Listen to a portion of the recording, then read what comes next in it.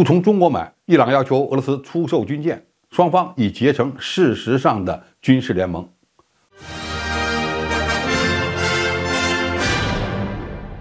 观众朋友，大家好，我是付天少。在很多人看来，如果伊朗要买战斗机的话，中国的歼十 CE 要比俄罗斯的苏35更合适。结果，伊朗已经优先订购了苏35战斗机。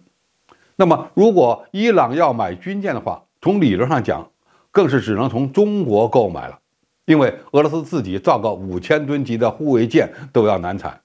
技术性能上也不如中国的同类型号。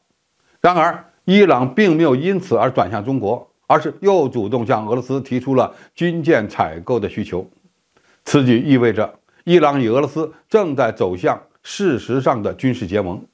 该国与中国的合作仍然保持在经济为主的层面。据突破性防御网站报道，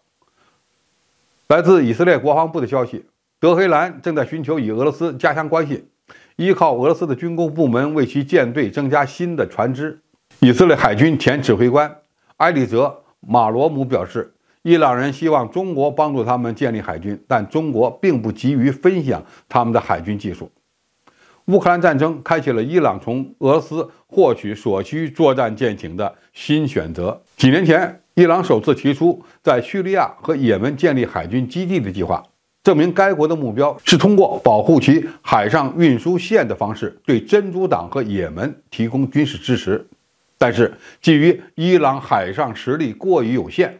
这两个海军基地都没有正式建立。伊朗海军部队目前有一部分驻扎在印度洋、太平洋和大西洋，并在国际水域执行任务，以保护这个伊斯兰共和国所拥有的或者是租用的商船和邮轮。那么，俄罗斯军工部门自己都造不了大舰，伊朗想从俄罗斯那里获得什么样类型的军舰呢？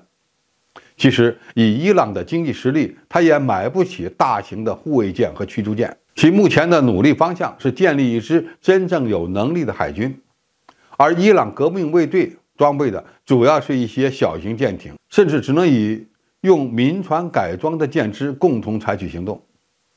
而俄罗斯刚好在1000到2000吨级的护卫舰领域有比较成熟的产品和技术。今年5月，伊斯兰革命卫队海军扩充了3艘新的军舰，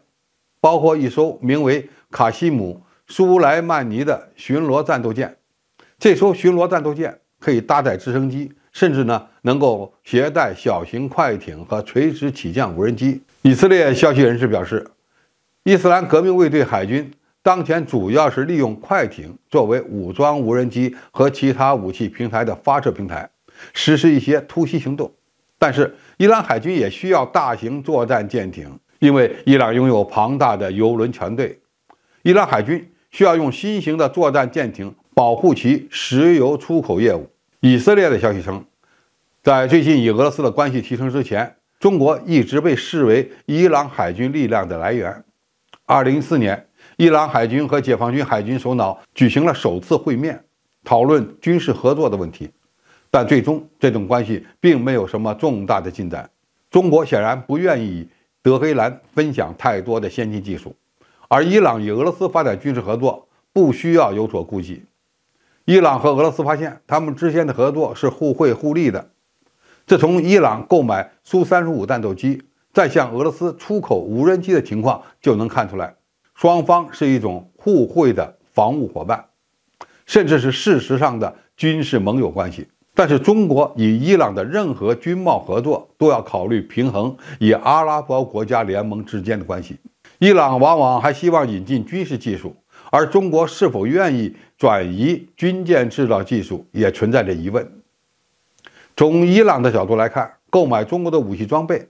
可能没有从俄罗斯引进那么划算，毕竟易货交易比用石油交易更简单。如果再考虑到中国与整个中东阿拉伯国家的关系大局，或许中国更愿意只在经济层面与伊朗保持密切关系，军贸合作并不是那么迫切。如果美国重返伊核协议，伊朗与其他阿拉伯国家的关系能够进一步缓和，伊朗本身的经济也有所改善，那么中国武器进入伊朗的契机就会到来。好，今天评述就到这里，谢谢大家收看，我们下期再见。